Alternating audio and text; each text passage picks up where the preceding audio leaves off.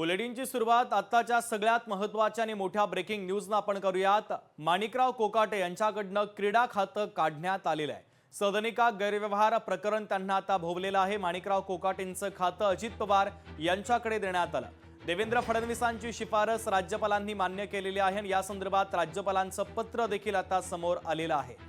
महत्त्वाची आणि मोठी ब्रेकिंग न्यूज आपण पाहतोय। माणिकराव कोकाटेंच्या अडचणी वाढलेल्या होत्या आणि कोर्टामध्ये शुक्रवारी महत्त्वाची सुनावणी देखील होणार होती, मात्र त्यापूर्वीच माणिकराव कोकाटे यांच्याकडनं क्रीडा खातं काढण्यात आलेलं आहे।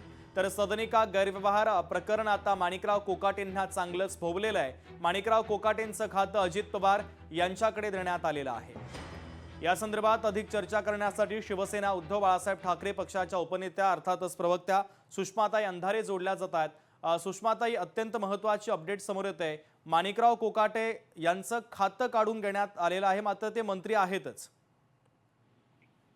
शेवटच्या क्षणापर्यंत महायुतीतला पक्ष असणारी राष्ट्रवादी हा प्रयत्न करत आहे की आपण कोकाटेंना वाचवू शकू का, पण अगदी त्याच वेळेला अंतिम निर्णय घेण्याचा अधिकार हा देवेंद्रजींकडे असताना आणि ते क्षणात हा राजीनामा घेऊ शकत असतानाही ज्या पद्धतीने ते जाणीवपूर्वक हा विषय चिघळवत आहेत, कारण त्यांना कल्पना आहे की हा विषय जितका चिघळत जाईल आणि जितके दिवस हा विषय स्क्रीनवर राहील तितकी राष्ट्रवादी काँग्रेस डॅमेज होत जाईल आणि ऐन महापालिका निवडणुकीच्या तोंडावर ती डॅमेज होणं हे कधी भाजपाला आवडणार आहे।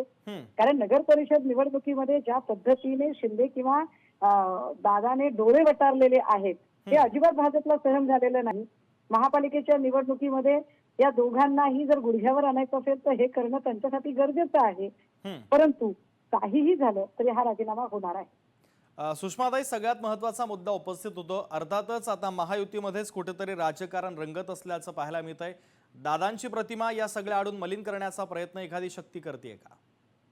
अर्थात मी तेच तर सांगते की दादांच्या पक्षाची प्रतिमा मलिन करणं चालू आहे आणि दादांनी याच्यामध्ये खरं तर दादा अनुभवी आहेत आणि दादांनी तात्काळ तो राजीनामा घेतला पाहिजे आणि हा विषय तात्काळ थांबवला पाहिजे। कारण आपण बघितलं की तब्बल 90 दिवस धनंजय मुंडेंचा विषय स्क्रीनवर होता आणि तो राजीनामा झाल्यावरच थांबला होता, पण 90 दिवस या निमित्ताने राष्ट्रवादीची किती नाचक्की झाली बरं। अगदी त्यामुळे आता पुन्हा तेच जर राष्ट्रवादी करणार असेल तर मला वाटतं की मागच्या सगळ्यातनं राष्ट्रवादी काहीच शिकले नाही का। अगदी अगदी सुषमाताई, अत्यंत महत्त्वाचे प्रतिक्रिया या बातमीच्या संदर्भातली तुम्ही दिलेली आहे, तुर्तास धन्यवाद।